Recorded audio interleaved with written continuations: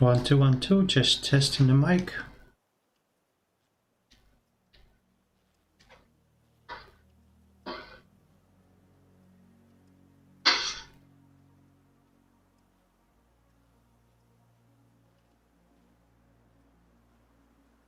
Just making sure everything is working fine, guys. Just 2 seconds. 1 2 1 2, just testing the mic.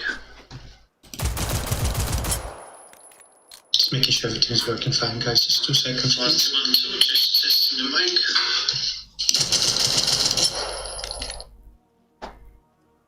Okay, everything seems to be working fine. Sweet.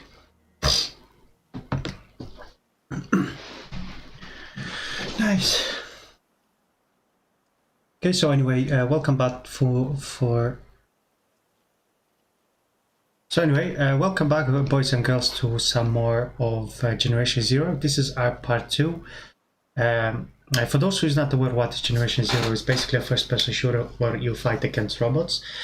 Similar to Terminator, the robots are sent here in this game and they fight against people. Well, anyway, it's not the best entrance that I've done, but yeah, I've started this streaming whole thing on YouTube not too long ago, and before starting stream I do get nervous, and sometimes when I get nervous I either stutter, I talk lots of shit, I might say something wrong that I shouldn't. So yeah, just bear with me, guys. Yeah, so anyway, this is our second part. Basically, I've started streaming Generation Zero first time when I was playing from my Xbox, and pure because I couldn't attach my camera, I didn't have the overlays, I didn't have the chat. I thought it's not really a good idea to stream on that, so I decided to change on the PC. And over the Christmas period, there was obviously sales on Steam, and I decided to go for it. I wasn't too sure if my computer was capable of actually playing this game and at the same time using the Streamlabs in the background. But with a little bit of research and a little bit of luck, I've managed to fix it. Not to fix it, to make it work. I've lowered all the display options to medium. So it seems like it's doing the job. It looks okay on the stream as well, parallel to YouTube. So anyway, let's go back to the map. So if you guys missed my first stream, basically what happened, if I don't know if I should tell you, but I'll talk about it. So the game starts, basically you were with your friends probably somewhere fishing or something like that, and when you got back to the shores, you got attacked, all your friends got killed, and you just wake up and you try to investigate what happened. You find, obviously, as you saw from the first stream, you find lots of bodies and lots of dead robot carcasses, and basically again you're trying to investigate what happened and where's everyone disappeared. We found a few notes in this safe house right here in Yttervik. It seems like someone have left a note for us and told us to make our way towards this sanctuary, which is another safe house. So what we've done in the first episode, we kind of covered this little I don't know how you call it, peninsula, or I'll call it this little tail. We've covered this little tail. There was a few enemies here. Then we've got back to the safe house and covered the other side of the island, the upper one, as you can see, this one. And the last thing that we've done before finishing the stream was we reached the top of the hill, and the last time we had some problems with the stream, as the quality was not the best, was lagging, and the latency between my stream and that one was just big difference. So I thought it would be best if I would stop streaming. So the last stream was, I would say, for an hour and 30 minutes. Wasn't really the longest, but again, because there were some problems with the stream, I decided to end it. The way the game works basically is the game, it can only be saved in the safe house. So for example, if I did, like I've done last time, cover the entire island until this top of the hill and I quit the game automatically will postpone me or bring me to the nearest safe house. And that's why we end up in a safe house here. So it seems like that we've covered majority of the things. So the only option seems like is to actually go towards the sanctuary. I will obviously touch upon all the skill tree and all this kind of stuff as we go through the game, because I personally found it way easier and easier for me to explain something when I have an example in front of me. So anyway, regarding how long I am going to stream or how long I'm planning to stream this, it could be up to 2 hours. It's just there's an important game starting at 6:40.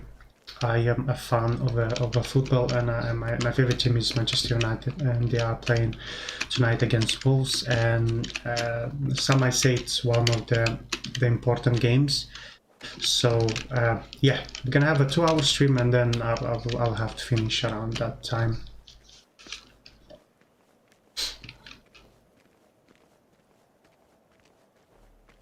So the game so far, I personally have enjoyed it a lot. It's obviously a first-person shooter, as you can see, and as I mentioned earlier, it has a few RPG elements to it. So you got open world, you have a skill tree, obviously you have your equipment that you can equip, like armors and all this kind of shit, and then you have your weapons. Similar, just like to any RPG game, all your armor and the weapons, they come in different tiers, starting from gray, which is the most normal one, and you go as high as the red one, which is the highest, the rarest. I think the red one is the highest, I'm not 100% sure. I will be referring very often in this game, and that's the enemy.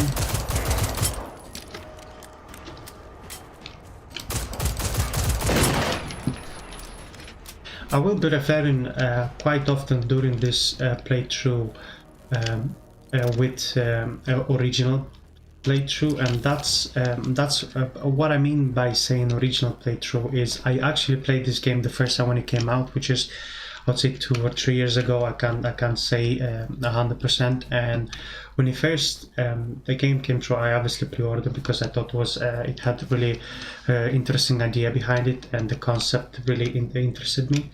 So obviously pre-ordered, but just like majority of the games nowadays, when they are released in let's say not really the best state. So I played a good 30 to 40 hours this game, but then again I found lots of problems, lots of bugs, and to me the game was not really in the best shape. It was very repetitive.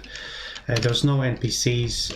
The enemies kind of lacked interest. They were all the same shit. So just by saying just a short way to describe this game is copy and paste. So the houses, frames, design, it was copy and paste. So you will more or less see the same structure or design of a house over and over again. You will see enemies over and over again, same shit. So over a period of time it got really boring.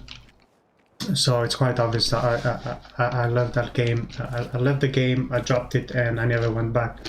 I gave it an opportunity for the devs out to work on the game and trying to improve it as much as possible. So here we are, a couple of years later. I'm back at it, and I heard they did improve as much as they did improve a few things. Because I have a Twitter account, and obviously I'm following these guys behind this game, and I kept an eye on it. They released lots of DLCs, which is again proves the point what kind of practices they preach. This company, they rather release DLCs more to make more money rather than trying to fix the problems. So the game has I would say 2 years, and it still lacks support. Still lots of bugs, still lots of issues, and it's saddening because the game had a really good. I can't remember the word. It just slipped out of my head. I literally had it and I forgot it. potential. It had really good potential. So I was excited for it because it had all my favorite things in the game.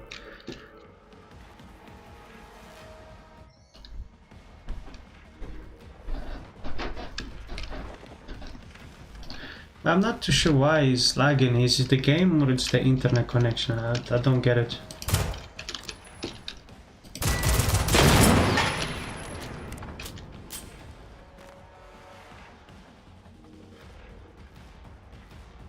That's annoying me, man.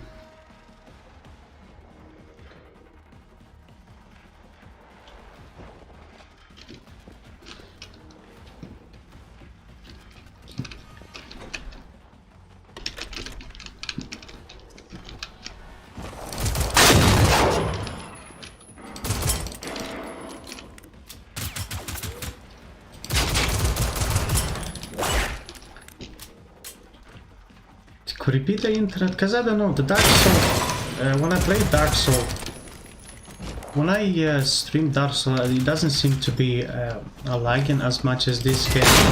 So I'm wondering if it's something to do with the settings or something like that.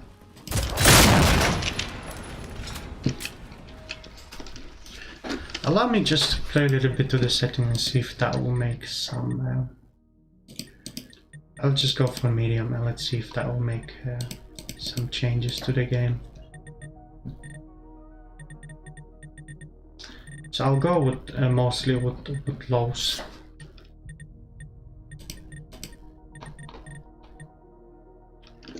And let's see if that will make changes to the game.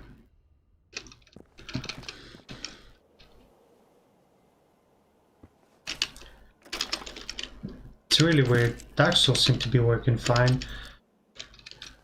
It's just this particular game, I don't know. So I just have a laptop right beside me. I have a laptop open and then I have my phone open on the YouTube because I tend to stream two things at the same time. So I'm watching the stream and making sure everything works fine, and it does lag. It lags a lot, I don't know why.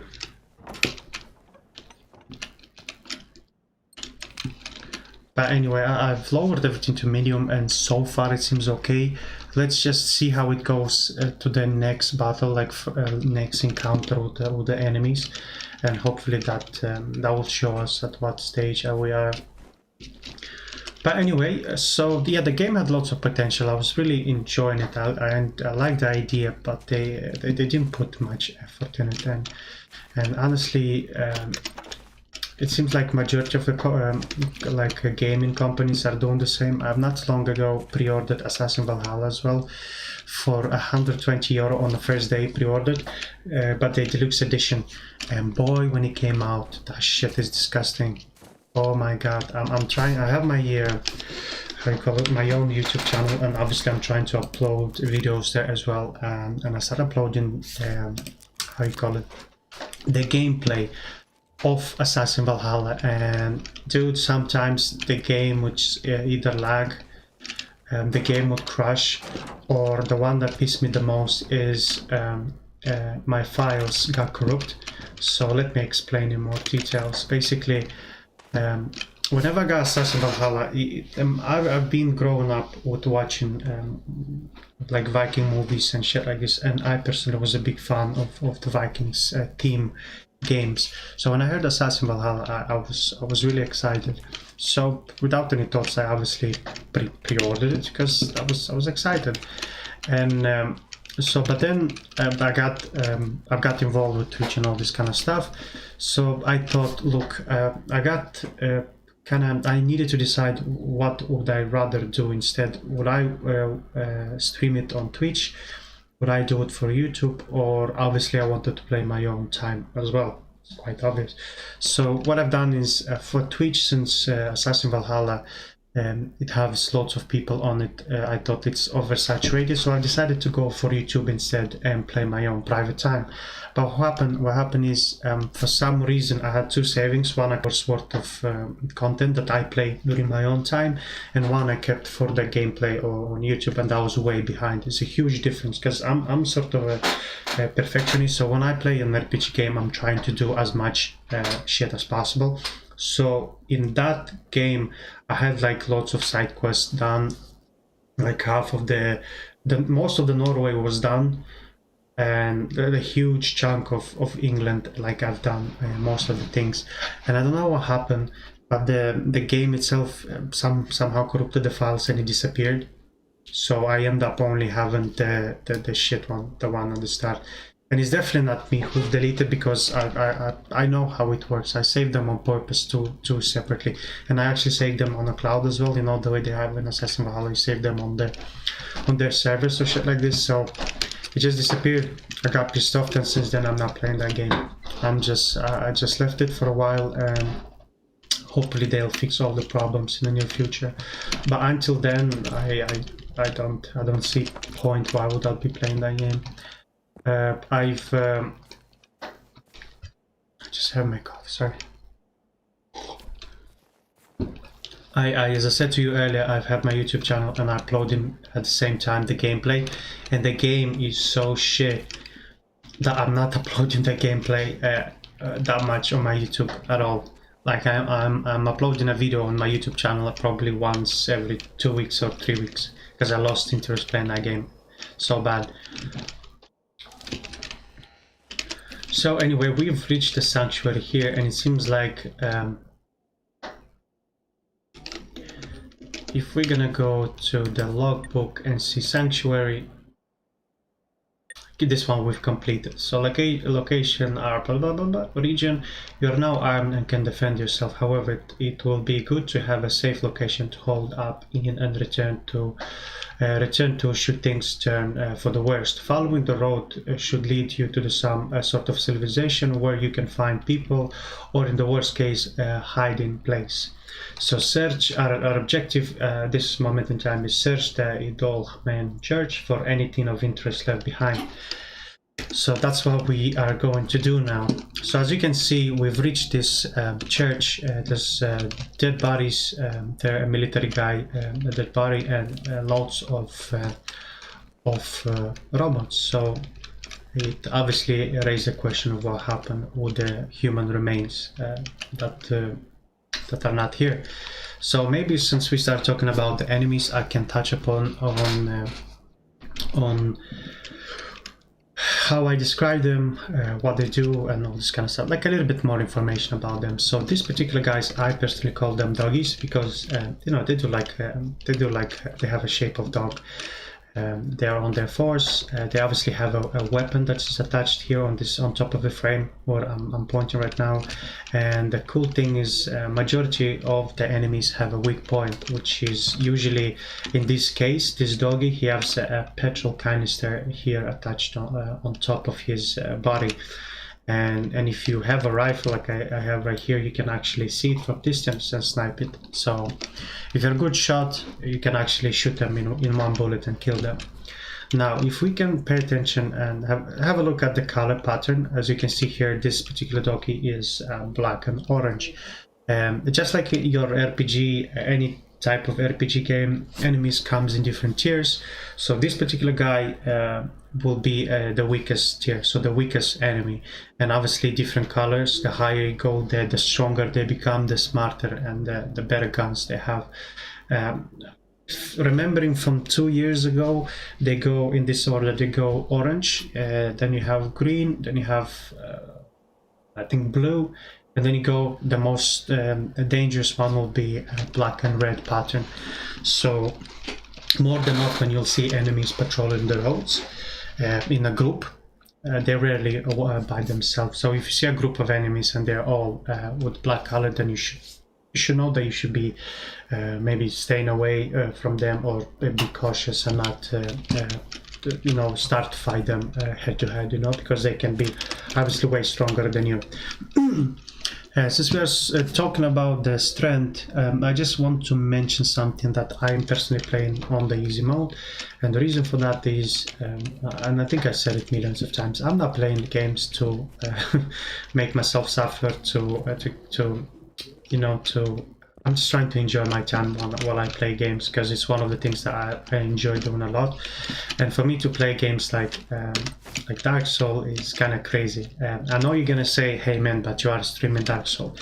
Yes, but that Dark Souls 3 is an exception, and the reason for that is I played Dark Souls 3 a lot in the past. I know what to expect. I know what is what, and frame rate is dropping again. Yeah, and I know what to expect. And what I've done in this case, because look, there's a big hype behind Demon's Souls on PlayStation 5, and since I couldn't get the PlayStation 5 because of the scalpers, I couldn't get it. I've decided to get my own fix of Dark Souls game, and the only one that I thought that will really be cool, because in my opinion Dark Souls 3 is by far my favorite game, because I played Bloodborne, I played Dark Souls 2, I played Dark Souls Remastered, but they're all too hard for me, especially if you play first time, you get hammered. So there was an exception. Dark Souls 3 is better in my opinion. It's not that hard as the rest. I like the story, I like the characters, I like the design and all this kind of shit. So I've decided to go for it. And it was on a sale at the same time, because it was Christmas sale on Steam, so I might as well just try it out. What also I've done is I have two characters on my Dark Souls. So I have the original one that I'm using my own private time, that the main job is to actually like scout ahead. So I'm going ahead before I play the Twitch one account, the Twitch character, and that way I can scout around and see what to expect, who I'm fighting next. So that way when I go on Twitch, I know what to expect and I'm not getting hammered. So that's the only exception. So that's when we are going back to the Generation Zero. The reason I'm playing on easy, because I'm trying to enjoy my time and play some games. When I feel down, I feel bored or tired, or I don't know, not in a mood, the games seem to be working for me. So if I play games a lot in general, I might as well just do it on Twitch. You never know. So here I am. So that's yeah, since we start talking about the games, maybe I can whiteboard message, mission complete. So basically the message on the whiteboard is we have gone to the Stinkhang farm to meet up with the Andersons. Go there, Johnny. So basically our family members that we are looking for, they're leaving message for us, and they're leading us in which direction we need to go. So now obviously we need to go to the Stinkhang farm. So if you put the map, Stinkhang farm, it should be, that's the farm right here. So it is quite far away. So the way I plan to break this island apart, so I don't get confused, I'm gonna. So we are here currently. Where's the safe house? The side mission we still have to complete it. So I plan to do is, you see this main road. I'm gonna try to clear this side of the island. And what are those used for? In just a second. Allow me just to refresh my Twitch channel, because my Twitch page, because for some reason it's lagging.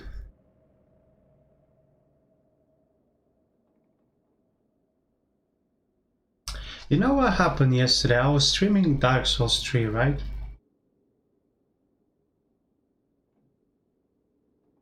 But that's fucking weird. That's so odd. So you know what happened? For some reason I am streaming right now. I've streamed for 20 minutes, then automatically the session was interrupted, and now the session is started from the beginning. So that's technically is the second stream, which I don't know. It happened exactly the same thing yesterday when I was trying to stream Dark Souls. It's really odd. I need to investigate this. It's really fucking odd. So technically this is two different sessions, where my YouTube is still the same one. Twitch are losing. Twitch are losing lots of people lately because of their like terms and conditions and all this kind of shit. And I wonder where people will be going, if similar to YouTube and Twitch, where people can actually show their videos and shit. Anyway, we are in a safe house and there's two benches here. This bench is used to recycle stuff.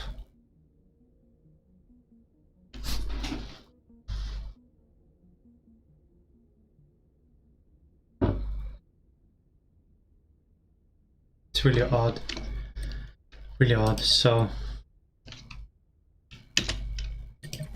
basically, when you recycle certain equipment that you don't need or the leftovers, you get crafting resources in return. So what I've just done is I recycle my bat, the melee weapon, and I've received these two crafting resources. So when you do have those resources, you can come to this particular station that is called crafting station, and you can kind of create or play around with the armor or the apparel that you have. But in order for you to edit or to improve or upgrade certain apparel parts, you require schematics. So it's kind of working hand to hand. So you need resource material, you need schematics, and once you have them both, you will be able to craft your apparel equipment. Or I don't know how to even call them. I'll call them equipment because it is an RPG, and later in the game you will have like fancy armor that protects you against enemies and all this kind of shit. So for now they look like clothes, but I'll categorize them as equipment. So anyway, the way see, to be honest, I haven't seen this game for so long I don't even remember how it works. So view schematics.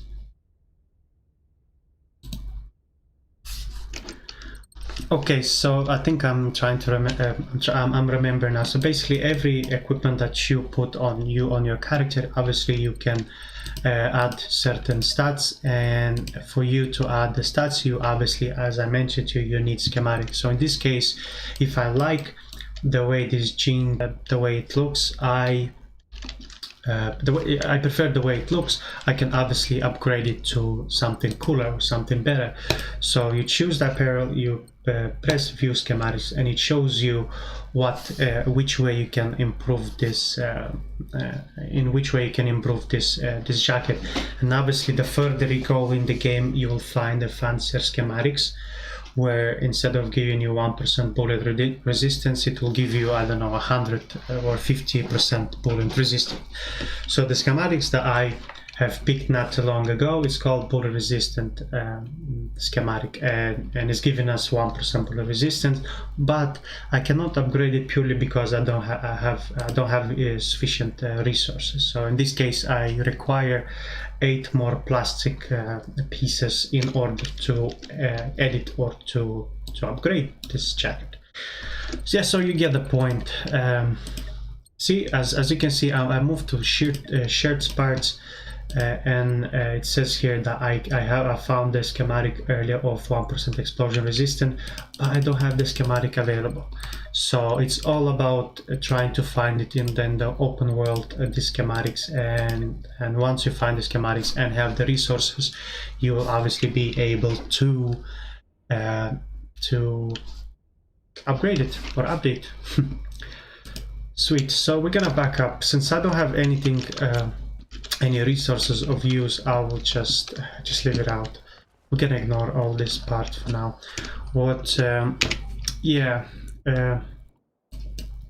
Since I have the map open here, maybe I can talk a little bit about the map. The map itself is divided in 3 different islands. You have the small one, which is the starting part. Then you have second island here, Then you have 3, and then the big island, the big piece. I don't consider it as an island because it's the mainland, and it seems like it has the majority of the land in it. So I call it the mainland. So technically 1, 2, 3, 4 lands, let's say.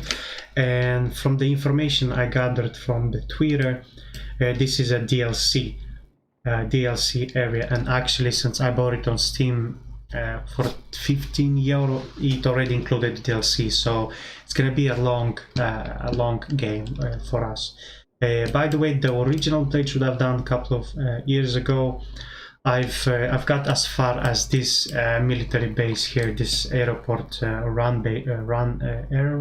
or how you call it? That, you know, when the planes are like airport where they sit down and take off and all this kind of shit.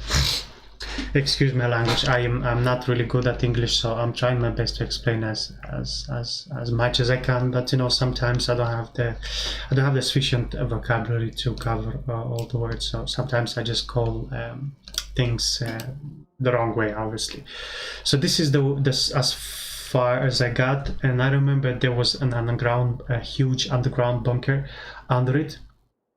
So and there was a chamber, like a gas chamber, and you know, the fog made my game crash on a couple of occasions, and the lags, the frame rates have dropped significantly under that bunker, and that was my last stroke, and that's when I decided to delete the game itself, and yes, that's as far as I got.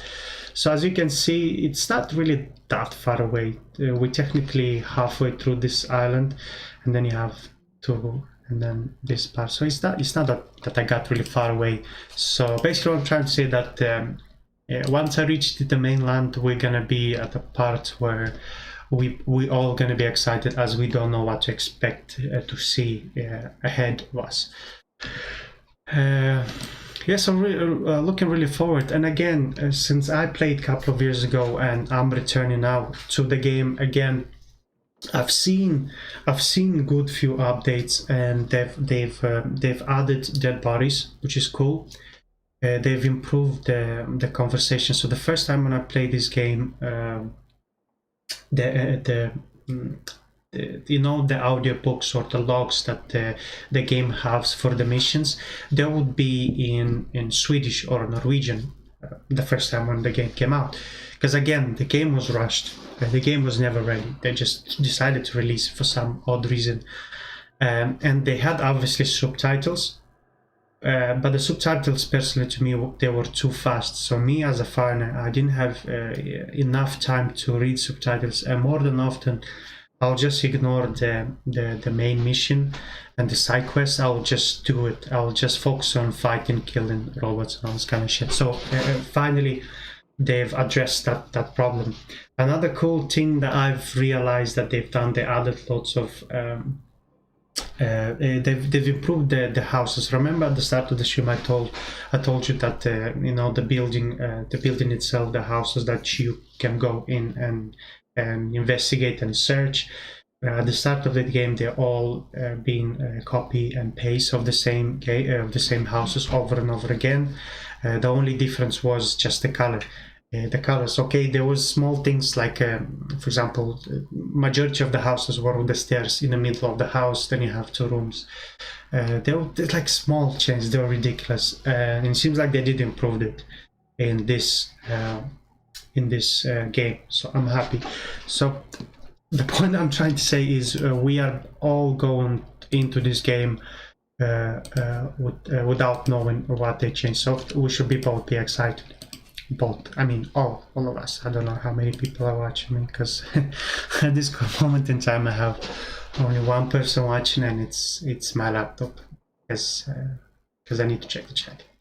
It's kind of sad, but fuck it. Cheers. By the way, it's not alcohol, it's just a coffee. I had a long day. I woke up really early. I felt tired.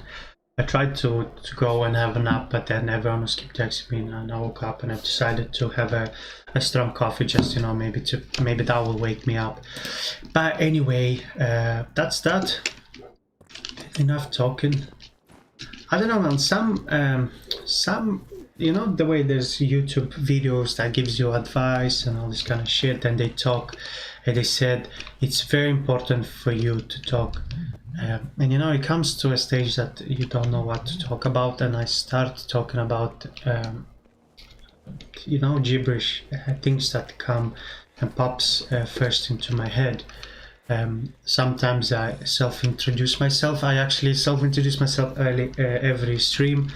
So I'm literally talking about my story. I don't know how relevant is that, but I will still do it.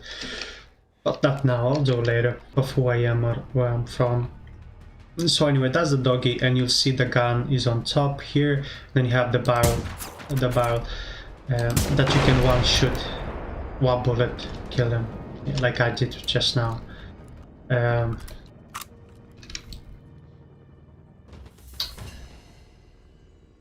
Like, as you can see, I'm not really the best shot, but there's obviously a good reason behind it, and I can touch it upon. Since I start talking about the guns and the accuracy, I can, I don't know, try to explain about stuff. So, I did mention earlier, it's similar to any RPGs. Your equipment that you find in the world are based on different tiers and different types of weapons. So as you can see here, this particular gun that's called Mauler, you'll see a gray little box, or I don't know how you call this shape, but I'll call it box, and you see one crown. The box itself is gray color, which symbolizes the tier this weapon is. So in this case is a gray, which is the lowest. And obviously, if you look in the picture itself, you kind of see that it's a rugged gun. You can see it's rusty. So obviously, it's not the best quality gun, and that will be reflected in the stats of the gun. And this kind of stuff will play a role in the accuracy of the gun. So the rifle that I have is a little bit better. It's a green one, which is a little bit higher than the gray one, but it's still not really the best, and it shows you in stat. So it goes gray, green, then I think it's orange. No, it goes orange, purple, and then red. Something like that. Anyway, a cool thing in this game is that you can actually attach attachments on every weapon that you equip, and obviously it will. What the fuck did I do? Did I drop it? What did I do?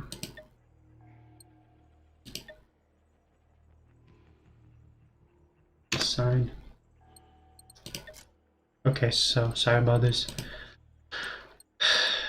So yeah, so every weapon that you have, you can put attachments with it, and in that way actually change the look of it.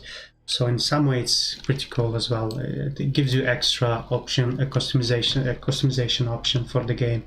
You have only 3 slots that you can equip your weapon, so it kind of has a kind of realistic approach to it. It's not that it's like GTA where you can have 60 different guns and an RPG, machine gun, and a knife at the same time. So it kind of have a realistic approach. 2 main guns and a sidearm at the same time, and obviously they have small slots that you can put your aid kit, your binoculars, and all this kind of stuff. So let's go to the attachments. Attachments are divided in 5 different categories, as you can see here: ammo, muzzle, blah blah blah. And just like the weapon, they come in different tiers, different colors, and all this kind of shit. A cool thing, since we are here in this category, the ammo. The ammo come to different types of ammo, just like in real life. So you'll have a more basic type of ammo that can, I don't know, you use for hunting. Oh, someone's here.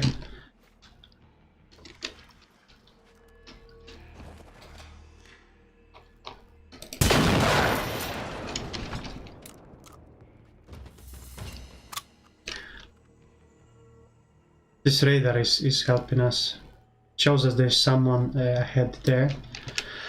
But yeah, so going back to the so yeah, type of ammo. So I'm not much of a hunter, but as far as I'm so my dad is hunting, and he, as far as I understood, explained me somewhat. So as far as I remember, there's different types of ammo. Obviously, the better caliber, the better power halves, the better kick, or the better penetration. So similar to here, the ammo comes two types. You have the soft point ammo, then you have I don't know how you call the second type, but they're meant to be used for penetrating thicker armor of the enemy, because we're fighting robots, you know. So this one is the most basic type of ammo, soft point, that can be used to fight weak enemies. But then later in the game you will encounter kind of more serious type of enemies that are as big as the size of a house, and this type of ammo is not really gonna do the job. So if you encounter one of those guys, they're called harvester in this game. I call them Big Daddy. They're really huge. So yeah, if you find him, you will require a good 200 or 300 bullets if you don't have those strong ones. Yeah, so that's the ammo. You can put muzzle, vision, magazines, and all this magazine extension, sight, all this kind of shit. And again, they come in different tiers, exactly the same. Now, since I have a spare skill point, as you can see at the bottom here, I might as well just touch upon the skill tree. Again, similar to your RPG games, you have skill points that you can, you level up, and then you put a skill point in what skills you want to pick up. So they are divided in four different categories. Your combat is your typical tank character that is mainly focused on combat and fighting enemies. You have your support, you have your survival, that is your medic, and you have your tech, which is the last one. I am personally not playing online because this is more kind of for online things. So when you play with your friends, if you have friends, I unfortunately don't have, I play by myself. When you have online friends, one of your friends can be focused mainly on combat, and he will be running the combat, the attack. He'll be fighting the robots. Then one can be medic, and you get the point. Where since I play offline, I play by myself, I'm kind of trying to get a hybrid character and have a mix of everything, and therefore I have a really good recommendation that if you play this game, I would highly advise you to actually go for this particular skills. Sorry about this.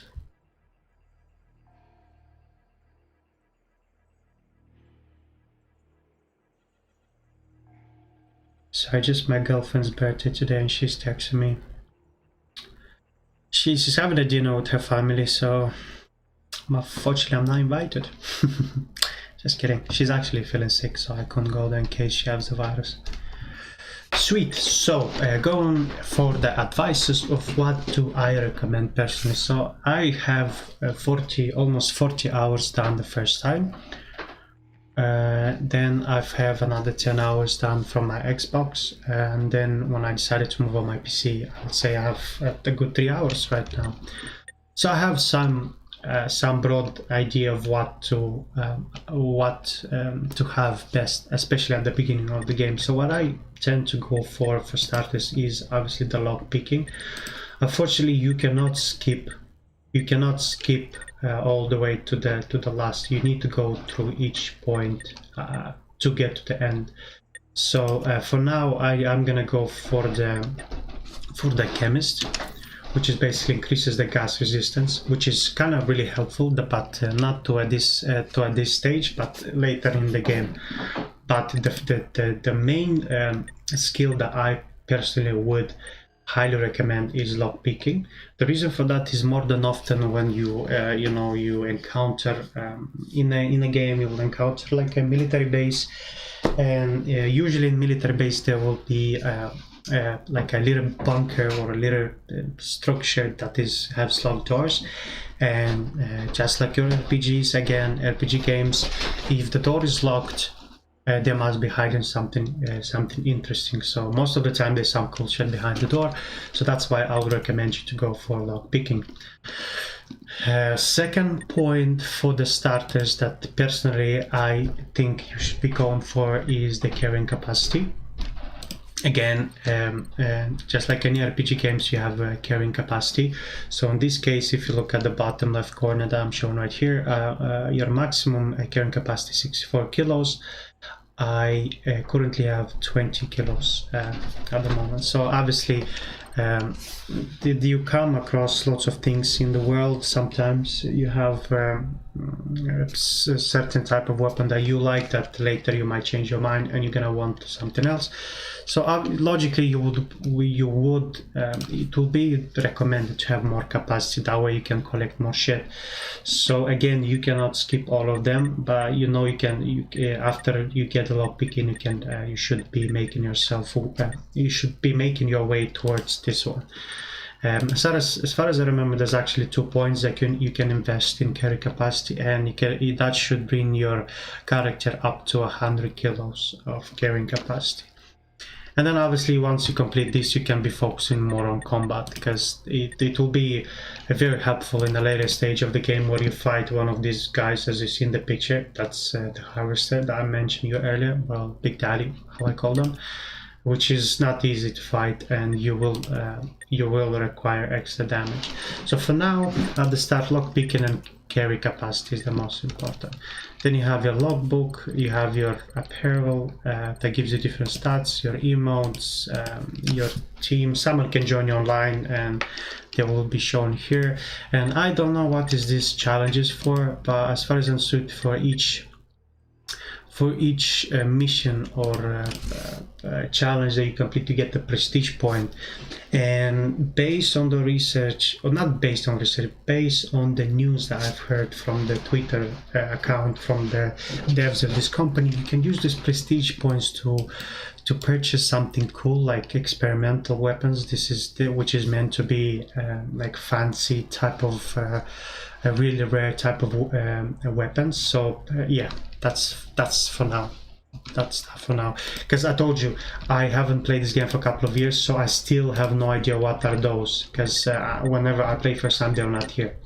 So there's lots of new things that we find in this game that I haven't seen before. Anyway, I think that's more or less enough of me explaining of mechanics in this game. Oh yeah, speaking of mechanics, maybe I can talk about the actual mechanics behind the game, or I should talk about I don't know, the different system in the game. My fucking life. 4.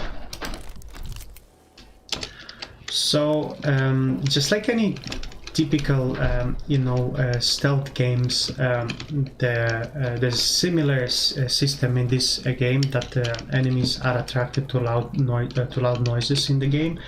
So if you I don't know, throw a grenade or shoot your gun like I am right now, if there's an enemy in the close proximity and they hear this loud noise, they tend to be going and trying to investigate this loud noise. So it's obviously recommended for you, if you play on a hard mode, is to try to have a suppressor on your guns to make as less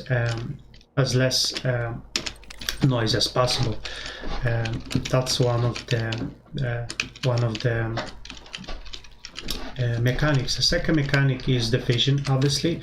The closer you get to the robot, the quicker you are to be spotted.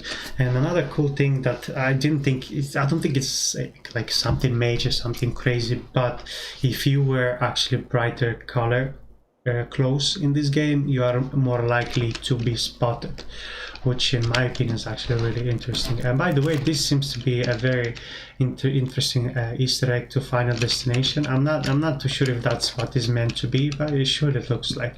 You know, there's one scene that a police officer is driving on a motorway, and there's this truck, and one of the logs just kind of fly through the window and killed him. Called Final Destination, as far as I'm aware. It's a very old movie, so I'm not sure if people remember that movie, but it used to be a big hit back in the day. And as far as I'm aware, there's like a good 5 movies, like a series of movies. Anyway, boy, I've talked so much that my mouth is all fucking dry. Cool, so ahead seems like a little military base here. There's a tank. And there's lots of dead carcasses here. And also dead bodies. And again, first time when I played a couple of years ago, there was no NPCs in this game. It was similar to Fallout 76. They didn't have any NPCs, and the game was fucking boring. So you were rinsing and repeating the same thing over and over again, and at some stage you would have get fucking bored of it. So it's finally it's good that they have addressed this this kind of little issue. We see lots of doggies here. There's someone there in distance.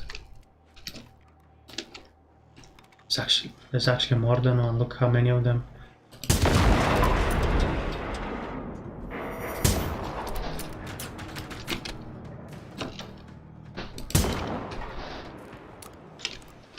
I like this game, man. I wish they had like more budget to.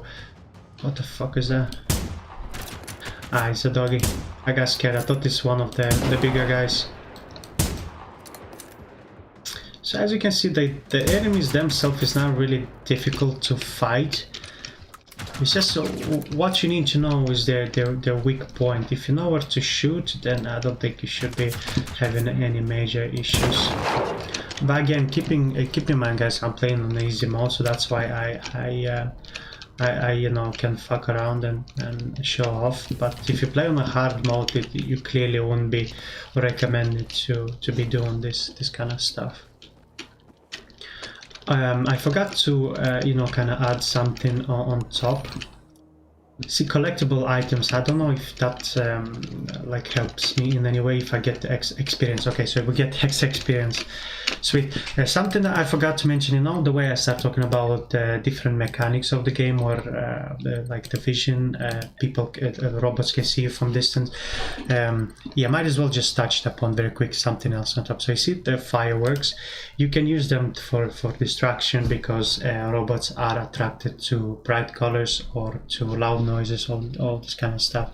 So yeah, again, I'm personally not using them because it takes lots of weight. Well, it's not significant, but if you have a big chunk of it, it will take significant amount of weight. So I don't tend to use them, because again, I'm playing on easy, so I usually drop them. I don't need them. Then why did it go back? Yeah, similar to a small EMP cell. It's similar to like an electric grenade that you throw, and then the doggies or the robots are getting electrified, and I don't know, I'm not sure if they die, but something happens to them. But again, I don't tend to use them at all. Emergency flare or emergency stick, you're opening up and then you throw it in one direction, again they get distracted. They're kind of focusing on shooting that flare stick, and you can just, you know, just for something for distraction. Explosive gas tank, they're really useful, but not at this stage of the game. As you can see, they weigh a lot, and for now I don't use them. They're actually very useful against the harvester, you know, the big guy, the big daddy, I call him, the big guy, because they're really clumsy and they're really slow. So what I tend to do, or what is meant to be done, is you take the gas canister, and as they walk really slow, you throw it under him, and then you just kind of snipe it from distance, basically. And when obviously this explodes, it causes lots of damage. And similar to the fuel cell, the one that the doggies have on top of them, you just throw them and shoot them and it explodes. It's nothing really that complicated. A hunting rifle muzzle, I'm gonna touch right now. There you go, looks perfect. Yeah, so what else we have here? Attachments. Just a cool thing that they didn't have in my original playthrough is, you see, before you won't have this little signs here, so you won't know which attachments are attached to your weapon. And more than often, I would have thrown the attachments that I was using, and later I was like, oh, where are they? So it seemed like cool they finally referred to that as well. Aidin kit, it's quite obvious what it does. It replenishes your health bar, and they come in 3 different types. You have the lower, you have the middle, and then you have the superior one. It's obvious. Binoculars, you gets the point. And adrenaline shot, it's an interesting thing is, you know, the way I said that the safe houses are really scarce in the game map, for instance, particularly this area, since it's a large, and the only way for you to transport yourself around the map is only the bicycle. The bicycle makes lots of noise and can attract the enemy, so most of the time you will see yourself actually walking around. What I was talking about? Holy shit, I forgot what I was talking about.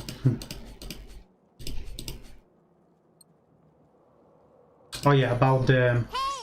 Okay, so imagine you are far away from the safe house and you get killed. So if you get killed, you will be sent to the nearest safe house, which can be really far away. But it seems like the devs gave us like a second chance during the battle. So right before you die, and you get a couple of seconds to put an adrenaline shot and to revive yourself. So it's not that you're getting killed straight away and be sent near a safe house. You actually get an adrenaline shot and revive yourself and give you a second chance to fight. So yeah, nice. Again, man, in my opinion, the game itself had a really high... I had really high hope for this game and a huge potential, and they still kind of far away, and as far as I understood, they're still working on improvement and adding more shit. There was actually not too long ago, right before the end of the year, they've released the last update of the year, and they've added cool stuff in it. So let me run through those updates and just for you to be aware that they're still working on it, and it's not that they gave up on it after making money from the DLC. So there's 2 guys there as far as I can see.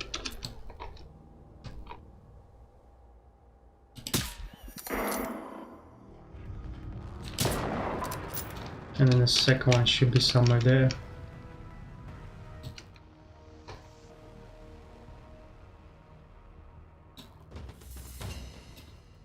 Sweet. Okay, so the latest update, as far as I remember, was you get a new melee weapon, which was the sledgehammer. They obviously fixed small bugs in the game. They've updated loads regarding the house decoration, so they did improve that in the latest 2 updates. So you know, the way I said at the start of the stream that the first time I played this game the houses were the same. So it seems like they finally have worked on it, and they've added lots of house decoration to change the look of each house in compared to other ones.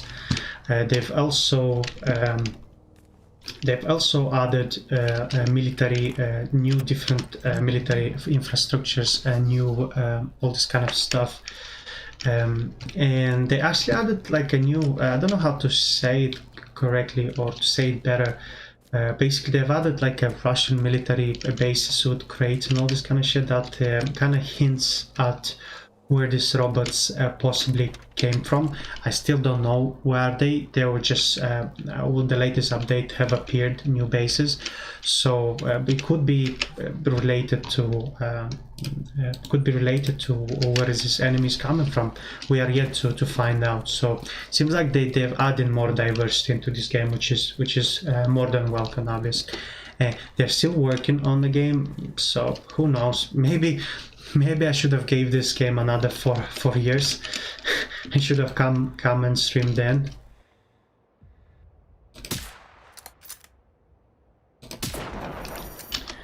Do you know I mentioned about the way of transportation in this game, because the map itself is really massive. So I was always wondering if they will address this in any way, form or shape.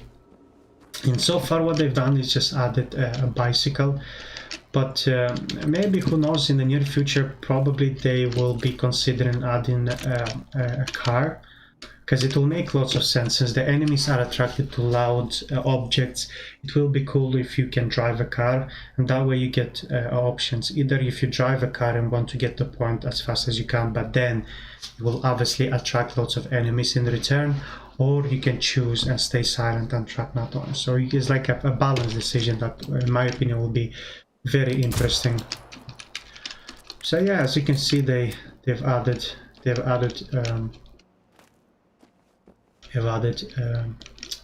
NPCs.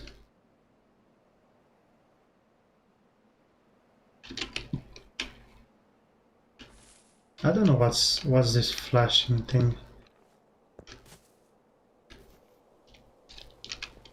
It's definitely not that, because they're not at the same time. Anyway, home sweet home.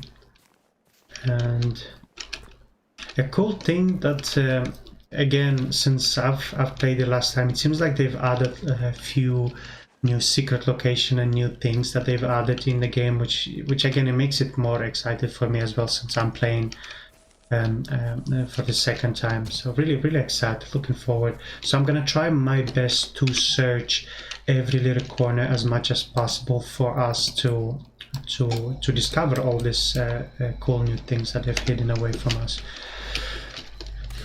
So anyway,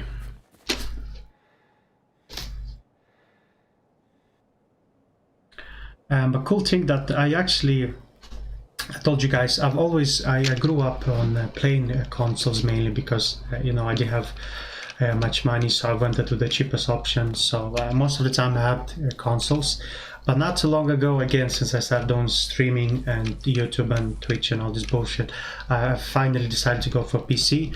And when I got the PC, I kind of went for the kind of the lamest, the most cheapest version for it. I paid €400 for the tower, for the desk, for the tower itself. I don't know the specs to be more specific.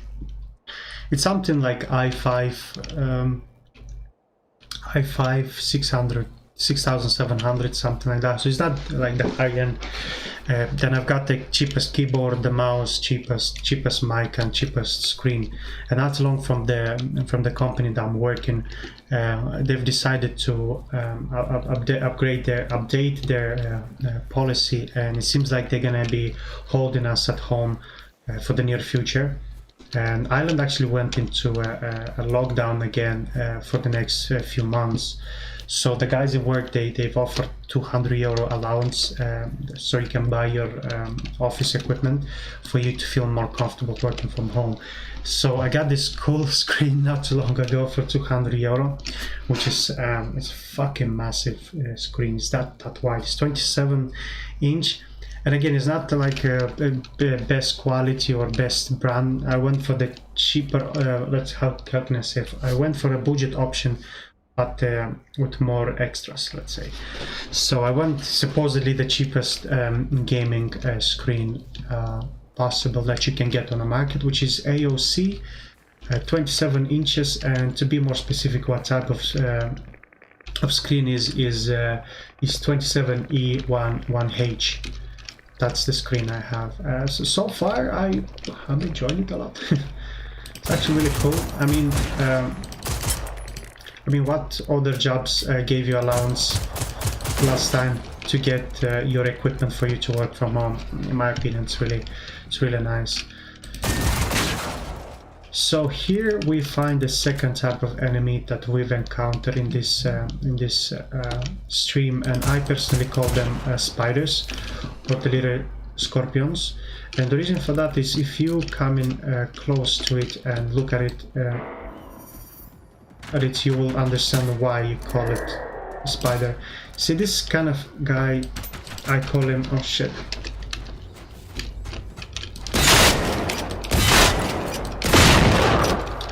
Okay, so the guy that you just saw now, I call them Optimus Prime because he looks like one. But yeah, so as you can see, the further you go in the island, the more sophisticated the robots have you meet. So yeah, this is Optimus Prime. Again, just like I mentioned earlier, if you pay attention to the color pattern, it's kind of a orange, so it symbolizes that he's a kind of weaker type. Then he has two types of weapon. He has one a right hand weapon, which is a sword in this case, and the second one is a machine gun in the second hand.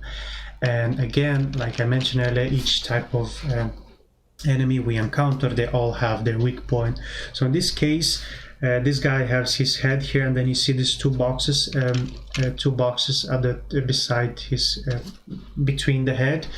That's his weak point, and that's exactly where I was aiming at whenever I was fighting him. So yeah, whenever you see him, just aim for the head, and especially if you have a spread shot like a shotgun, it should hit where you need to.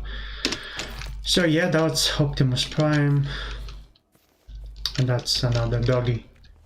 And the new ones that we've encountered in this stream is the little spiders one. They're similar to the, I don't know if you guys remember the aliens and predators, you know, where you have those kind of things that leeches on your face, and then they lay eggs inside you. So they're literally similar kind of approach in this game. They leech on your face, and then they lay something inside you, and you can't do shit about it. So anyway, yeah, there seems like a little camp here, military camp. If you guys playing this game, I'm not too sure if they've improved that, but most of the time you will get stuck whenever you enter this kind of back of a truck. You'll get stuck like at the entrance of it. And I remember a couple of years ago when I played, you would get stuck, and that could ruin your experience of playing, because you would, every time you get inside it, there is crates that you need obviously to check. And a few times happened where I got inside, but I was not able to get out of it, and I needed to restart the game every time. So yeah, it seems like they've improved that, they worked on it, so pretty cool, very interesting. So it seems like they were experimenting here. As you can see, cages and crates and all this kind of shit, and more dead bodies obviously, and lots of documents. It seems like they're experimenting on these enemies, or they are the one who've created, or we don't know. It's still a big question about this game that I still haven't discovered. And to be honest, I was trying on purpose to stay away from the spoilers and all this kind of shit. Stay away from the spoilers so I don't find out where did they come from. So we are literally all playing for the first time together, and we can find stuff out. I'm gonna throw this away because I have exactly the same rifle, and I don't need it since it's taken extra space. I'm gonna equip this bad boy, and I'm gonna drop this one because it's more superior. It has it's tier 2. So that's cool. I'm gonna throw them away again, and I'm gonna throw this away. I have a new rifle scope, which is always good. Go attachments, and I go to sight, and I equip this bad boy. Beautiful.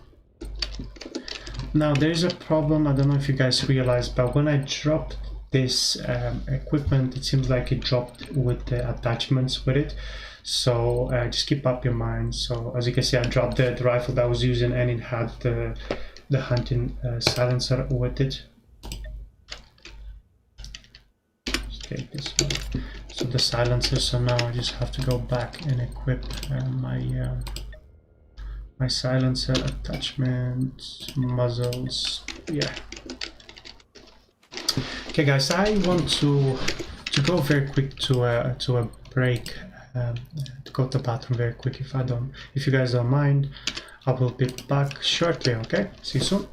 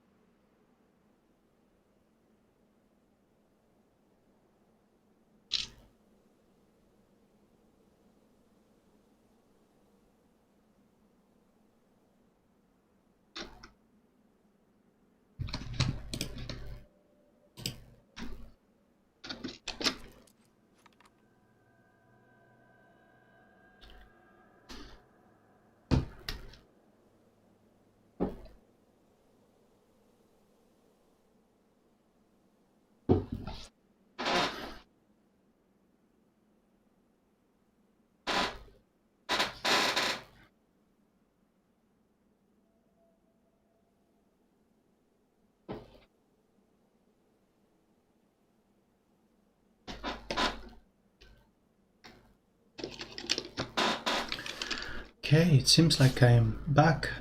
Sorry about the delay.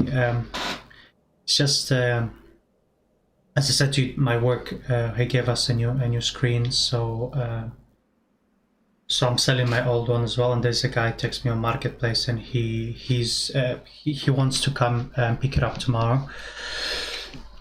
So I just had to send him the details and the address and all this kind of stuff. So anyway, we are back. We are back for some more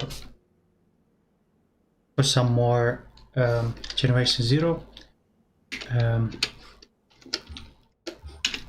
we'll continue our adventure of our little guy called John. I don't know why I called him John. I just don't know. Just went for first thing that came into my mind. We are almost level 3, which is really cool.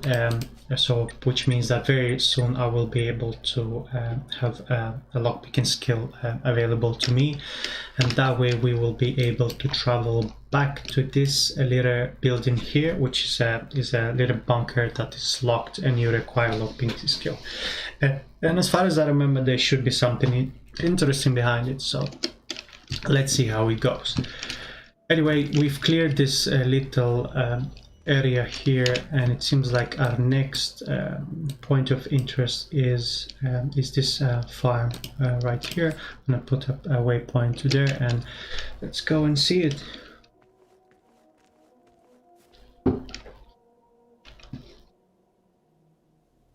Yeah, I don't know what's going on with the stream. I told you, for some odd reason, I don't fucking know for what reason, but it seems like it's jumping to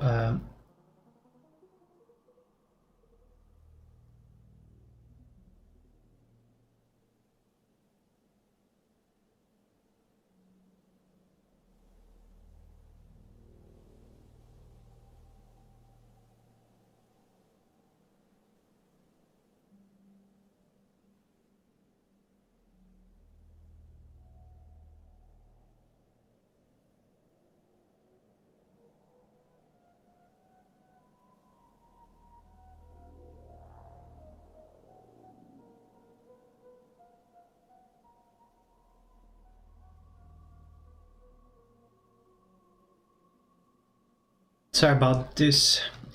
Yeah, the fucking, I don't know what's going on. For some odd reason, I started streaming.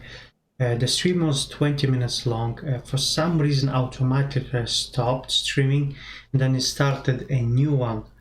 And but the longevity of the stream is showing me the total, which is almost an hour, where technically it should be 20 minutes because it's the second stream. I don't know, it happened exactly the same thing with me while I was doing Dark Souls yesterday. And when I came from the break from the bathroom, it showed me that the stream is 1 hour long, and then it jumped back to 53 minutes. I don't know, it could be a Twitch thing. I'm actually currently streaming from Streamlabs OBS, and I've installed the other OBS that apparently meant to be way better than Streamlabs OBS. The reason for that, it's not taking so much what is GPU or CPU, so it's basically it's less pressure on the computer itself using OBS rather than Streamlabs. But the problem behind the why I personally prefer the Streamlabs is, as you can see, the Streamlabs I can stream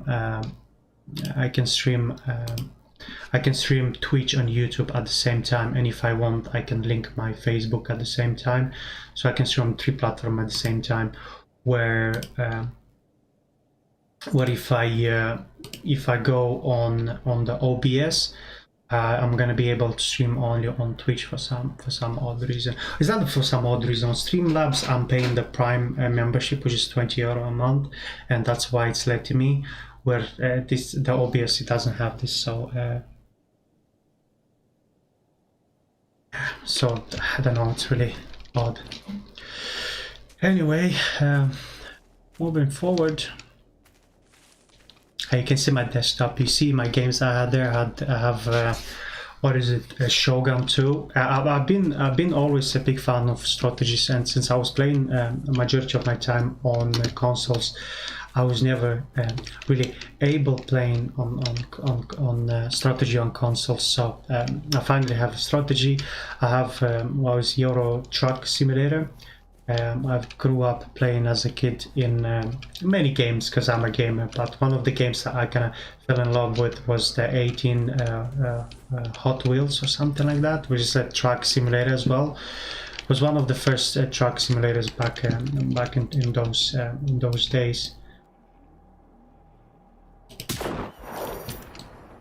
So we are at the farm here, and we are met with a nice warm welcoming by a few guys.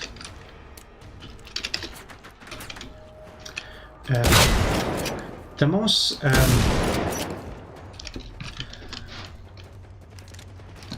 most useful, or the most I don't know how to say, not useful, the most effective weapon in close range combat is always been shotguns. So as you can see, if you have lots of enemies in close quarter and you're trying to fight them, just use a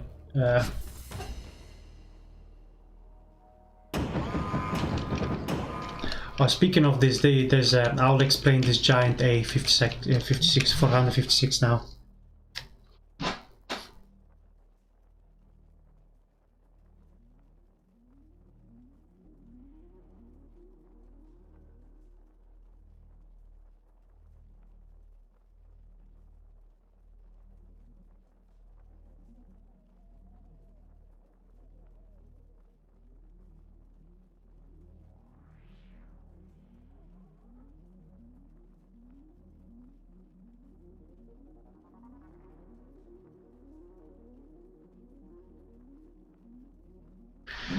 Apologize. The screen, trying to make some money.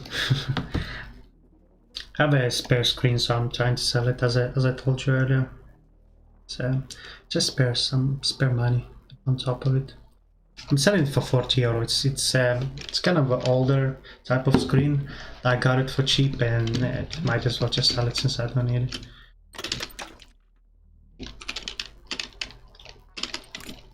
Nice. Man, my girlfriend introduced me to the Revolut card not so long ago, and I must say, guys, if you never use the Revolut card, I would highly recommend it. Man, that shit is fucking crazy. So basically, I was never really like a huge believer with you know, keeping cards in banks and all this kind of shit. And when I heard that this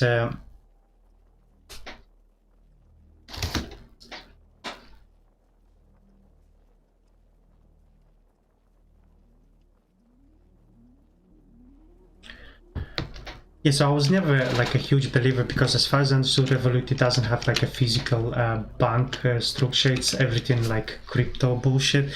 So I was never really like a huge believer. To me, always looked really dodgy. Until, you know, my girlfriend have used it and, you know, told me. And, you know, my girlfriend started using, she has it actually for longer, and she kind of explained to me all the little things, and I kind of start liking it. So I ordered one Revolut card for myself, and it's crazy because when you use your normal card from bank, and if you want to transfer money to your parents, or between friends, or between a girlfriend, it's gonna take ages. So if I transfer money to my girlfriend, which is the account is saved on my app, it's usually take a couple of hours, and in some cases it can take up to a day. So if you need really something like an emergency or something like that, you can get stuck and wait for the fucking money to come. For Revolut, boom, press, couple of seconds in, it's in. So this guy that I'm trying to sell this the screen to, the monitor to, he asked me, you have Revolut? I was like, yeah, okay, I'm sending this money, and literally I got it in 2 seconds, which is just insane. Just insane. The technology nowadays is just way too advanced for my brain. Another cool thing that I've discovered not too long ago, and apparently it has lots of hype behind it, it's a platform called Earth2.io, which is kind of supposedly it's meant to be the next cryptocurrency where you it's like an in-game kind of platform. It's like a game platform where you get the the entire world map, and then you're buying certain pieces of land or property, and depending on the type of property, it will obviously increases or decreases depending. And yeah, you can be used like similar to stock. You can make money, and I don't know what exactly is this thing. So if any of you is using it and has a better understanding of it, I'll truly appreciate if you can get in touch with me and try to explain, or at least tell me if it's legit or not, because I have already €100 in it, and I'm 20, almost €30 up. And I'm not too sure if it's legit, because I don't want to get excited in having some money and then in the end getting scammed. That's exactly why I'm not really tempted to put lots of money. I just put like a tiny bit and just see how it goes for the time being. Yeah. So look at this, guys. We've almost got fucking stuck. So look at this, guys. Remember I said again that the structure of the house is really boring. So that's how was your typical house, left, right, and in the middle is the stairs. But I can see the decoration and the inside of the details of the house is way different. So you can see the windows broken, you have tables, bullets, dead bodies, you have the kitchen itself. And I don't remember, well, the kitchen, the living room was okay. But in this bedroom, I don't remember having these kind of little details like towels, like creams, toilet paper, canisters in a bathtub, and then you have dirty clothes. I don't remember them having this. So it seems like they did work on it. When it's really cool. I'm excited, very excited. Locked. That wasn't a thing. That blocked the door. Amazing. I'm excited to play this game now. Yeah, the storage is different. A bedroom kind of more or less the same. It's cool. Excited playing this game. As for what I'm playing, I don't know. Yeah, I think it's more appropriate that now I can talk a little bit about myself and touch upon of what games I play. And I don't know if whatever rocks your boat. So my name is Misha. I'm from an Eastern European country called Moldova, and I've lived there for 16 years, and then later moved to Ireland. Ireland now around 12 years or so. I'm really enjoying. It's all good, but I am looking with me and my girlfriend to be moving to a new place probably in the near future, depending of the circumstances. The first place that we thinking of to move at is Australia, but recently they've made it mandatory to be vaccinated to go in the country. I wouldn't call myself as a conspiracy theorist that I'm against vaccines, because logically, I always have a simple approach to things, and I usually tend to use my logic when I make a decision. So if it doesn't benefit me, or it raises a question, I tend to stay on the safe side rather than going ahead and risking. So same as the vaccines. Okay, logically I understand the vaccines are good for us, and that vaccines have helped us throughout the history of humankind. But when it comes to a stage that they've developed this vaccine in a couple of months, and without conducting some tests and trying to find out side effects. I'm not talking about the short-term side effects where you have fever and cold, all this kind of shit. I'm talking about the longer term. They don't know. They haven't released anything, and personally, I don't believe it. To me, this all this bullshit seems to be like a money grabbing opportunity, because it's whenever the vaccine came, it was all about who first will be releasing the vaccine, and obviously the first one who will be doing that, it will be the company that will fork shitloads of fucking money from the states and from the government, and that's exactly what happened. So I'm not saying that they are poisoning us or microchipping us. I don't think that's kind of too far-fetched.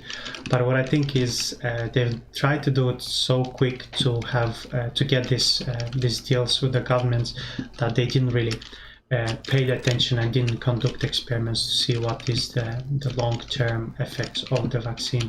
So therefore, I'm not really keen into getting the vaccines. Not for the time being, anyway. I will give it a few months just to see what's up. Maybe afterwards we can consider. So yeah, unfortunately, Australia. It's a place that I would love to go there. It's a really beautiful country. It has a really nice people there. It has nice weather and all this kind of shit. And the life of the standard of living there is meant to be the highest in the whole world, and that obviously speaks for something. But I don't like how they trying to force their people into getting vaccine. And one of my friends actually lives there, and she told me that people are forced to get the vaccines, but for some reason they are still probably not now. It was before, like a rumor or shit like this, is that they were considering into extending the lockdown, and they're still forced to be wearing mask, which in my opinion makes no sense. You are vaccinated, okay, what is the point of us wearing the mask or being in a lockdown if the vaccine is meant to be curable? It makes no sense at all. The second place that we kind of planned, we have a list basically of the countries that we want to go, and obviously we will calculate and research and trying to find all the pluses and minuses of the countries. And out of all the countries, we have come up with three good options. Obviously, first one is Australia. Second one would have been America. To be more specific, Texas, because from what I understood, Texas, it seemed like one of the few normal states that are not really punished with the lockdowns and all this kind of shit. So Texas also has good weather, and I have problems with my lungs, like asthma and all this kind of shit, and it makes lots of sense for Texas. Also, the company that I'm employed at the moment has a headquarters office in Texas too, and in Dublin as well. So I could have just requested a work transfer, and that will be way easier and simpler for me, because I can just request a transfer, and I would move to the new place. I would move to the new place, and I wouldn't have to be worried about anything, because I have a job already, and it will be just a matter of finding a place to rent. I personally have always been a big fan of America, especially coming from an Eastern European country that was part of the Soviet Union. We always, people like me, people from my country especially, we've grew up watching American movies. You know, cool, tall buildings, beautiful country, freedom, and all this kind of shit. We grew up watching American movies, and we are always excited and curious to go live there, or at least visit it. Yeah, so for me personally, oh shit, we are surrounded.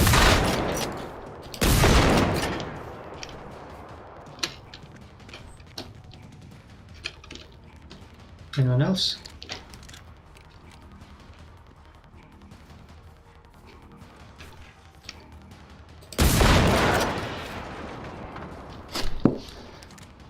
I think there should be one more.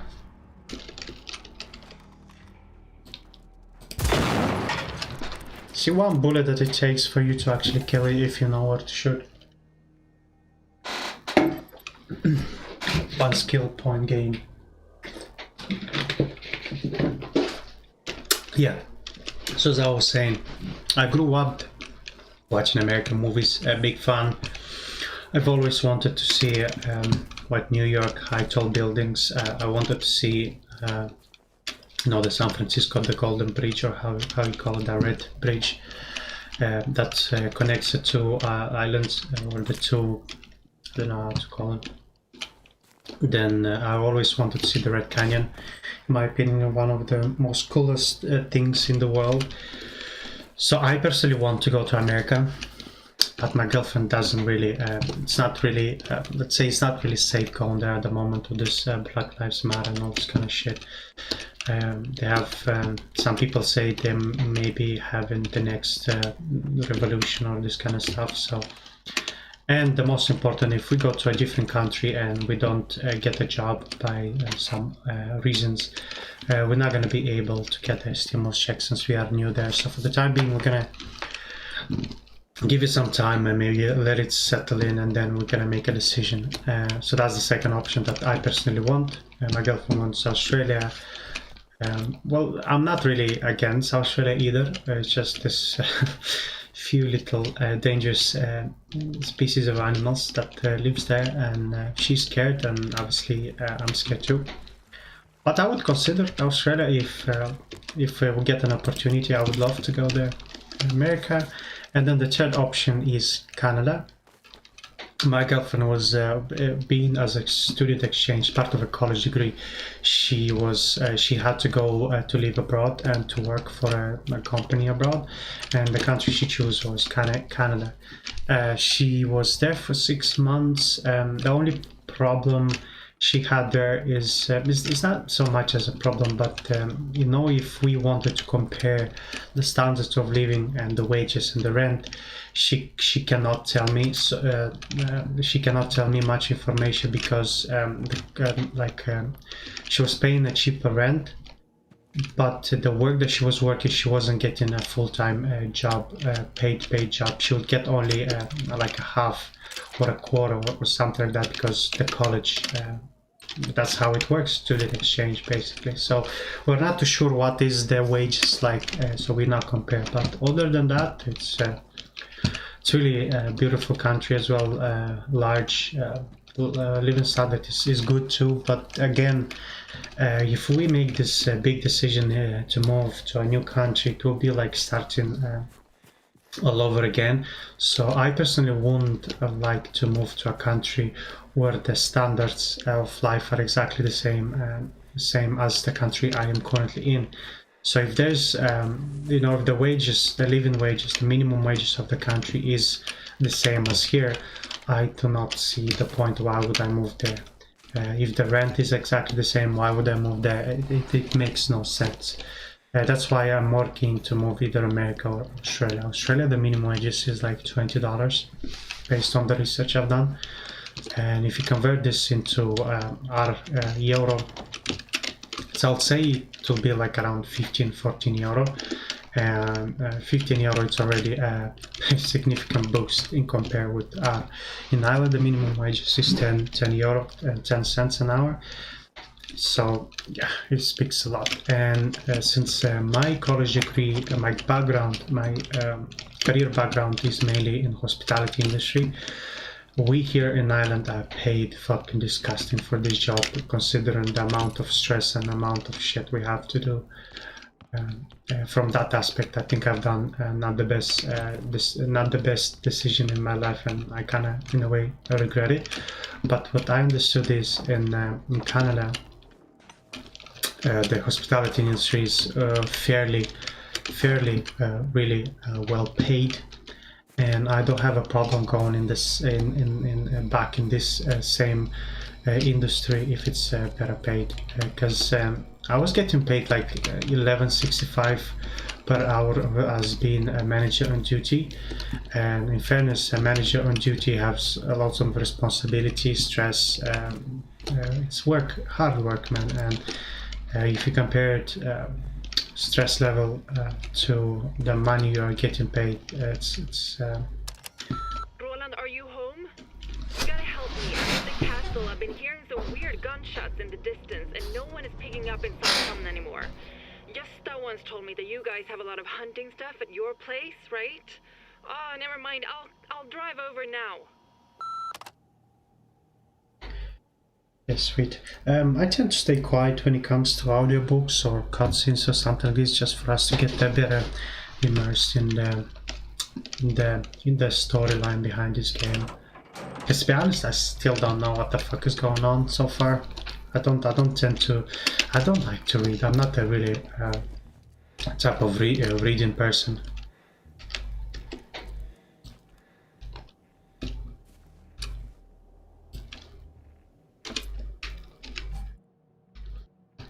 So it seems like we've kind of cleared off everything, kind of this left side, and this is a relay bacon broadcast, which I don't have idea what is used for. But anyway, we're gonna make ourselves towards there and trying to find out what is that shit all about. So anyway, yeah, compare 1-for-1 Island to this industry and Australia. I heard this is like moon and earth, huge difference, big large difference. And if I get the opportunity and move there or this in this same industry but for better paid, I would 100% consider it. 100% consider it. But anyway, so that's that. I don't know, I know this is not related to the game itself, but just to keep the conversation going, I need to talk about something, right? Because you know, people think, well, I was one of those as well. People think that it's you know, it's not that difficult into, you know, putting a camera on and playing some games and talk shit. It's not that easy as it seems like. And just keep in mind, it's not that easy, but also you need to come up with some interesting shit to get the people engaged in your video. So as far as you can see, I'm not really good at it either. So I think it takes a certain type of people to be able to do this. Yeah, I don't fucking know. Anyway, who knows? You don't know what is your luck and what is your success waiting for you. I mean, there's lots of people got rich from this, so you never know. I don't know, I'm putting way too much effort in this. I have like a good 10 hours I play for the stream, and obviously I have a full-time job. It can get really tired. I had 3 days off this week, and for some reason I'm still exhausted. I don't know why. It seems like I didn't do anything, but I'm fucking wrecked.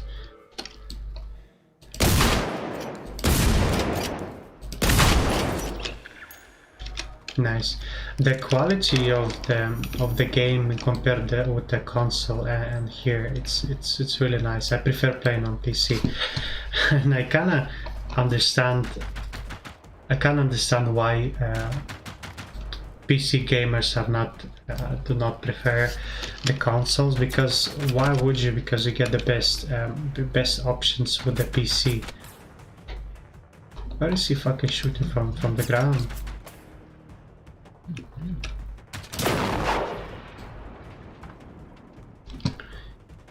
Yes, like why would I go and play on a console with the worst frame drops if you can go and boss and be like a boss with fucking 60 frames or 60 frame rates or better on your personalized computer or PC. To be honest, I'm strongly considering getting rid of my console and fully moving on PC. Probably in the near future I will upgrade my computer to something better. But see, the problem is, I did mention to you guys, I don't have a computer background and any knowledge, so I have no idea what is.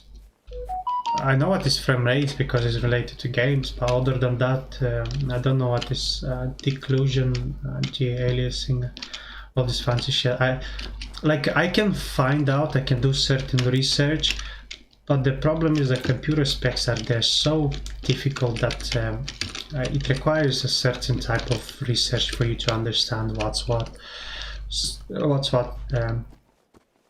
like motherboard, that mother chip, or how you call it, the i5, the one that I have. So I need to find a way to research, or maybe to get some advice from people and recommend me what's best. I'm not trying to go for like the best PC, but maybe just as a little upgrade to what I have, because I want to play, obviously, stream newer games than the one that I have now. I don't know. I want Assassin's Valhalla and I want Cyberpunk to be played. So I don't know. So my question is, if I have the motherboard, I have the RAM and all this, can I? I don't know how to even ask this question, because in my head it makes no sense. What the fuck is that? But you know, I have the microchip i5, and I have, for instance, graphic cards. What is the NVIDIA RGTX, for example, 1750, and I want to buy a better one, a more superior one. Will I be able to use that graphic card with this microchip on this motherboard, or since it's stronger, it's gonna burn it's gonna burn something in it? I don't fucking know what I'm talking about. You know the way if you put a stronger lamp into a bulb, a weaker bulb, to a stronger, I don't know, electric supply. I don't know how to explain this. So if you put a weaker lamp, it either gonna explode, or it doesn't have sufficient power to actually light the bulb. So it's the same question I'm trying to ask. Does that mean that if I'm trying to get a better graphic card and put it with this chip and this motherboard, will that cause some problems? Will that burn something? Will that I don't know, destroy my computer? Or I should, if I'm planning to update, I should update everything at the same time? That's basically what I'm trying to ask. Fucking computers. I've always wanted to go with something with computers, but when I've graduated my secondary school, I unfortunately didn't get sufficient points to apply for, I don't know, software developer or something fancy. Because I'm gonna admit I'm not the wisest guy, and I was obviously lazy, because I was more about girls and cool time in school other than studying. So whenever I came to a college degree and college course choices, I went with the points that I have. So the way the system in Ireland works is, when you have your Leaving Cert, which is your secondary school, you have your final exam, and based on the marks that you have, you get they're being calculated and getting points. So based on those points, if you have 300, you can obviously apply for the courses in that region. So for you to apply for doctors or to apply for software development, you obviously needed I don't know, like 600 points or 500 points. And if I wasn't the wisest, I think I got 280 or 300 maximum I got. So I went with whatever I had. The options that I had is either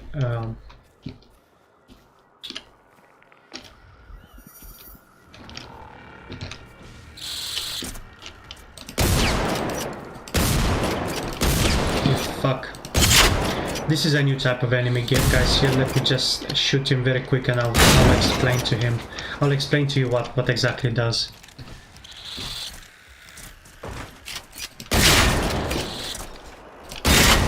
They're really annoying, no? Fucking little shits. Yeah, so the only options I had as part of the points that I got was either hospitality industry management, the one that I choose, or I remember the second option was something related to houses, like real estate or some type of bullshit like this. Wasn't really the best options. It wasn't really highly paid jobs. So yeah, fuck it. I regret. I think since I was living alone, I don't think I've got like I didn't have anyone to kind of give me the best advice and best choices for me to have, and yeah, and I think it's purely because I didn't have like a figure to guide me through. And you might say that, oh, the kids doesn't need a father or a mother, but I think they need both. It's not that I'm saying that my parents are dead or something like that. They're just not here. They're not in Ireland. They're back in my country, unfortunately. And the reason they sent me abroad to live in Ireland is because my country was corrupt. So they didn't have this idea. They didn't have this thought because they're not with me. Because they didn't have this. I don't know how to explain. They didn't thought about this. That this will play a major role, but yeah, I regret it. Anyway, so this little fella right here that you can see is not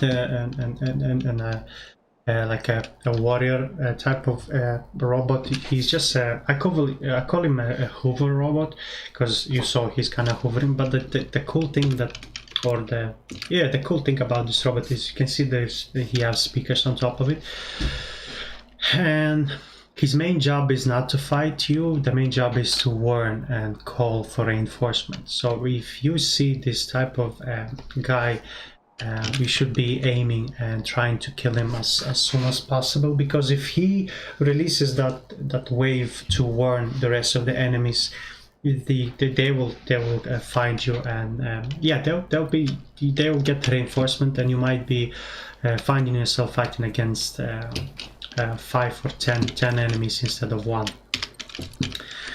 So yeah, when you see it, shoot it straight away down. Anyway, this big fella is the harvester that I mentioned to you earlier, guys, and you can see how big it is. Whoa, what the fuck was that?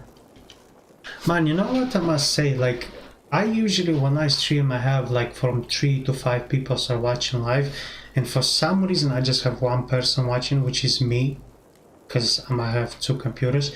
It seems like Twitch is fucking something is wrong with Twitch. It's glitching, because I told you when I start streaming it stopped, and then it has like 2 parts streaming, and then the timer is not working proper, then no people watching live. I don't know, something seems like it's wrong with Twitch.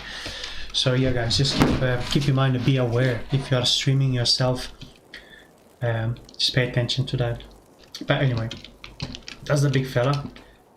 I call him Big Daddy. They're called the Harvester. I don't think this is the Harvester actually, because there is another guy that is way bigger. That is Harvester. This one is not Harvester.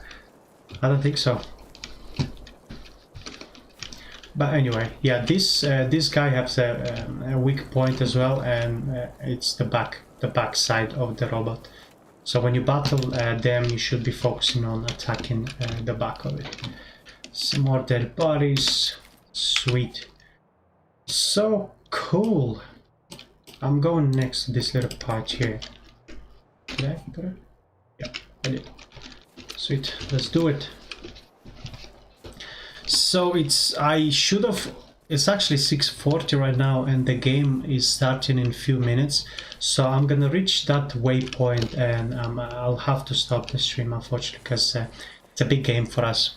I'm a football fan, and I'm watching a game, Manchester United versus Wolves. It's meant to be a very important game for Manchester United, because we are not the best team, obviously, but we are in a position to fight for the title.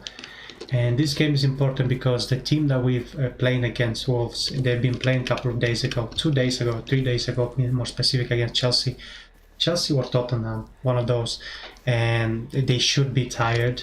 They shouldn't be up for a fight, since our team, Manchester United, have more time to recover and to rest. We should be in good position, and if we win, we'll be in a good position in the Premier League table. So yeah, we're really excited, really looking forward for this game. Kind of sucks that I cannot watch it live, but what I tend to do is, there's a guy that I'm following on YouTube called Mark Goldbridge, or is it not Full-Time Devils, but United Stand. And what he does is he's watching the TV and he's like commenting, like I am doing right now. It's called Watch Along, but you can't see the actual game because they would have get in trouble. So he's commenting, okay, players going left, right, blah blah, and then goal, this kind of shit. It's called Watch Along, basically. And majority of YouTubers are doing this. Go watch along. If you can't fucking pay for the game, you have to find your own way to watch. You know? So this is the only way I could do it. Now, I don't know if you guys can see, but these two guys have actually different color pattern. If you can see, they actually black and red. And as I mentioned to you earlier, they are more of a superior type of enemy. So you should be cautious when you fight them. Or you should be good at killing them.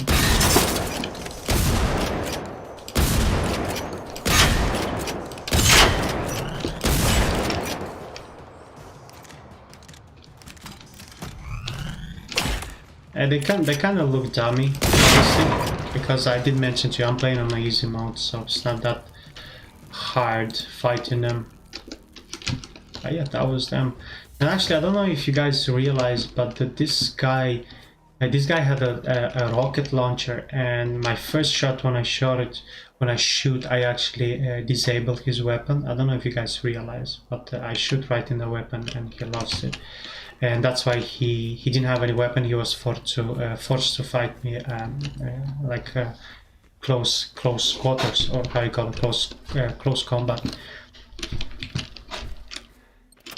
Yeah, so that's there's two ways that you can really disable them. Either by fight and shoot the canister, the petrol canister, or the weapon. And they're gonna get disabled and not gonna be able to fight you. Anyway, I've mentioned a couple of times in my previous streams, my first stream or others one, that the game is just like your typical RPG. So let's say like Dark Souls, they have these secret places around the world that they don't really mark it on the map, but if you come by accident, you can discover cool stuff. So in this particular example, you see it shows something here, and when you come here, you'll see a big plane that crashed, and there should be a pilot inside, but it doesn't. The pilot is dead, or it disappeared, or it ran off, or stuff like this. But if you're to inspect this particular area, like in Dark Souls, you will find a secret, and this is a perfect example. So if you see the pilot, but then you see some blood here, you can see blood trails going all the way down, which means that if we're gonna go down there, we should find a pilot. So since it didn't show us on a map, we can expect getting something interesting from it. So let's just slowly make ourselves make way down there. And I don't know if you guys realize, you heard some weird noises, someone shouting. That's that noise coming obviously from an enemy, and in this case is Optimus Prime, a big robot with two type of weapons. So he's here and he's waiting for us, so we're gonna proceed really careful. That's him there. He cannot see us because he's turned with the back towards us.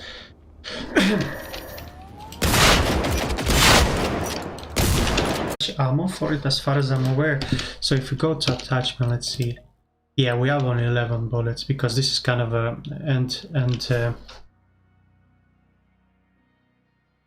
end type of weapon. I don't fucking know what's going on. The stream stopped again. Look at this shit, and it's starting from the bottom too. See, it's from the start. It's 0 minutes. So it has this tendency. You stream, for instance, for 30 minutes, then the stream stops. Then it starts another stream, then it stops. So this is technically my third stream, which is bullshit. Because I'm already playing with you guys, like almost 2 hours. 2 hours and 20 minutes. And I swear to God, if I go to Twitch, this particular stream is going to be divided in three different parts. I know it, and I really don't get it why it's doing this. It seems like there's a problem with there's a problem with the Twitch itself. Really fucking weird. But anyway, we're gonna go here. We're gonna go content. Yeah, look, 3 different parts. 1, 2, 3, even though it's exactly the same playthrough. I don't know, it seems like a problem with the Twitch. Because I'm doing at the same, I told you I linked all of them. I'm doing on YouTube one right now. So the YouTube now, it seems to be fine without any problems.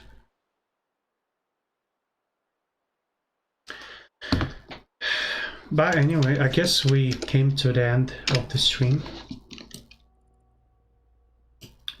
So as I said to you, we started with the island and we kind of cleared off the left side of the map. It seems like we've missed something, part of the main mission. But anyway, we've done that. So next time when I'm coming back here, we're gonna check the left side of the map, or in this case, the right side, depending of how you're watching this. I'm gonna clear the right side of the map. I'm gonna check the main. It seems like we missed something in this farm, and once we've cleared everything, we're gonna start with the second island. Yeah, so slowly we are making our way to the mainland. So anyway, thank you very much, guys. I truly appreciate. I'll try to investigate this Twitch bullshit that is happening at this moment in time.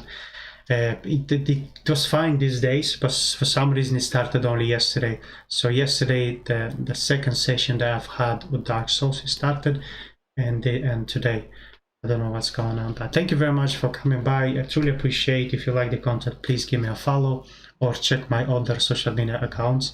I have Twitch, I have YouTube, where I upload similar stuff to this game related topics or videos content. So yeah, please check it out. Thank you very much, and I see you